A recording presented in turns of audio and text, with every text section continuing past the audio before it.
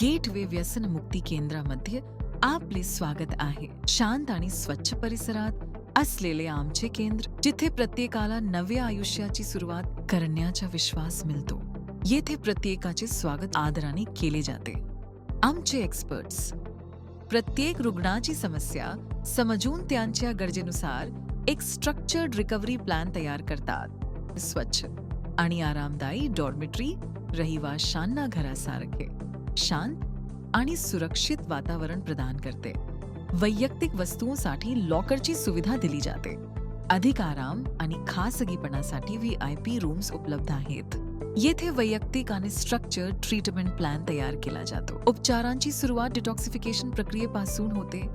ही एक महत्त्वाची प्रक्रिया असून डॉक्टरांच्या नियमित देखरेखीखाली ठराविक तपासण्या आणि निर्धारित औषधोपचारांच्या माध्यमातून रुग्णांच्या आरोग्यावर सतत लक्ष ठेवले जाते. डिटॉक्सिफिकेशन नंतर फिजिकल रिकव्हरीचा टप्पा सुरू होतो, जिथे शरीर आणि मन दोन्हीला पुन्हा ताकद मिळते. ध्यानाच्या माध्यमातून एकाग्रता आणि अंतर्गत संतुलन विकसित होते. योगामुळे लवचिकता आणि स्थिरता वाढते आणि नियमित फ्री हँड व्यायाम शरीराला पुन्हा सक्रिय बनवतो. जेव्हा शरीर स्थिर होते तेव्हा लक्ष दिले जाते मानसिक रिकव्हरीवर. 1-to-1 काउन्सिलिंग मधून रुग्ण आपली भावना आणि अडचणी मोकळेपणाने व्यक्त करतात. त्याच्याबरोबर ग्रुप सेशन्समुळे एक सपोर्टिव्ह वातावरण तयार होते, जिथे एकमेकांकडून शिकायला मिळते आणि पुढे जाण्याचा आत्मविश्वास वाढतो.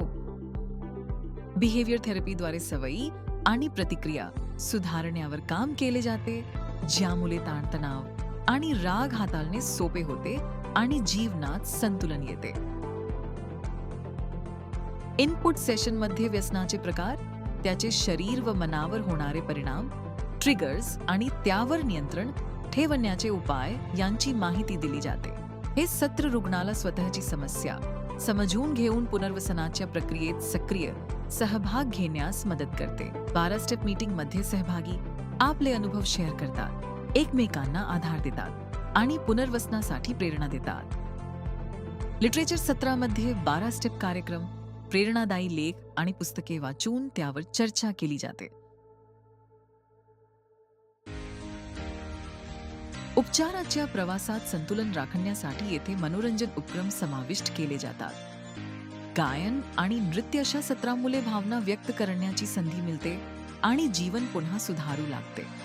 गायन नृत्यासोबतच इंडोअर खेळ देखील घेतले जातात, जसे कॅरम, लुडो आणि चेस.